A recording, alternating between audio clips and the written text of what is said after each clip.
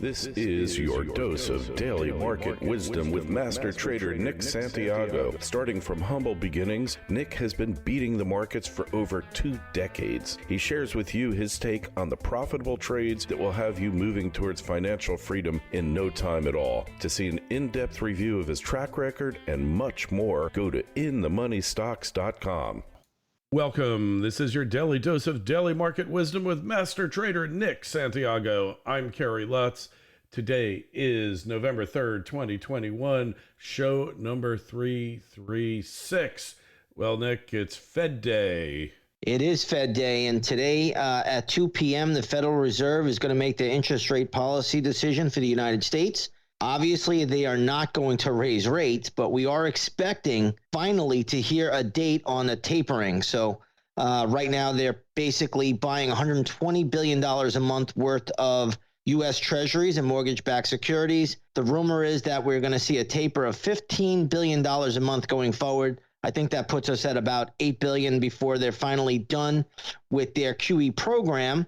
So that'll put us sometime into the middle of next year. But overall, we'll hear a date today on when the tapering will begin. And the rumor is it's going to be $15 billion a month. And we'll see how it plays out. We'll see what the market says. Right now, a lot of this news should be factored in. So I don't think we'll get an enormous reaction. But in the coming days or coming weeks, that could definitely weigh on the markets. Yeah, so gold is bearing the brunt of this today, and silver to a lesser extent. Yeah, so you got gold down pretty significantly today. Right now, it looks like gold futures are trading lower by about 26 points. So that is getting hit a bit. Silver is also down as well. And again, if the Fed does not go ahead and taper or even taper as much, that could be beneficial for gold. So gold will definitely be in play once this announcement is made this afternoon. All right. Well, hey, there's nothing new here. They've been playing this game of Fed Day and gold prices for, close to 10 years. Yeah, forever. It seems like forever. So, again, it's all about what does the dollar do? Does the dollar strengthen? Does the dollar weaken? The dollar goes up, gold goes down. That's the general correlation that everybody follows. However, I have seen times where gold and the dollar will go up together. So you have to always watch these charts. Right now, though, gold is getting slammed today along with silver. And, we'll see how it finishes by the close. Markets are down too, huh? The Dow's down. Yeah, the Dow is down a little bit today. You have some strength in the Russell. The Nasdaq's up slightly. So it's kind of a quiet session overall, to be honest. This is not a day where a lot is happening ahead of the Fed announcement. So you have the Russell 2000 really showing the strength, and that usually does better if interest rates ultimately go higher. Tech is the one area where I would be a little bit careful here, but right now the Nasdaq is in the green. All right, so Nasdaq is in the green, and I guess we'll kind of just cut it short today, Nick, because let's see what happens with the Fed. When we come back on Friday, we'll be in a better position to assess what it is.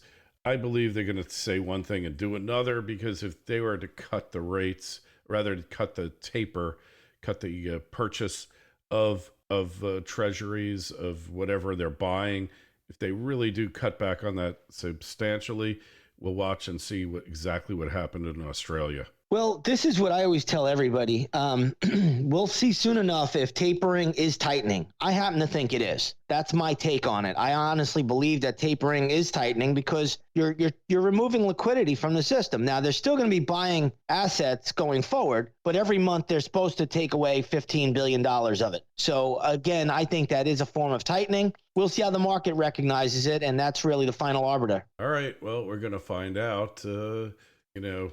I just see that every time they've tried to raise rates, so-called normalize rates in the past, what has happened to the stock market, Nick? Well, it's come down pretty sharply, and I don't think that's going to change. The difference now is that they went in with this QE program that's been unprecedented. We've never seen anything like this in our history or in the history of the world, I believe. So this is unprecedented stuff. And that's why I believe that if they do start to taper, maybe the 15 billion doesn't hurt it. But maybe once they get into 45 billion or, higher, that's where it becomes problematic. Yep, I'm inclined to agree with you. I think it's going to be very problematic in the long run, but we're going to find out soon enough. And in any event, you should go over to inthemoneystocks.com, see how Nick has been beating the average for decades. The Twitter feeds at ITMS, at Nick Santiago01, at Kerry Lutz. Your emails, welcome. Please send to KL at Kerry Lutz. Nick, we will talk to you on Friday and see what the fallout from this whole thing is. Yes, sounds good.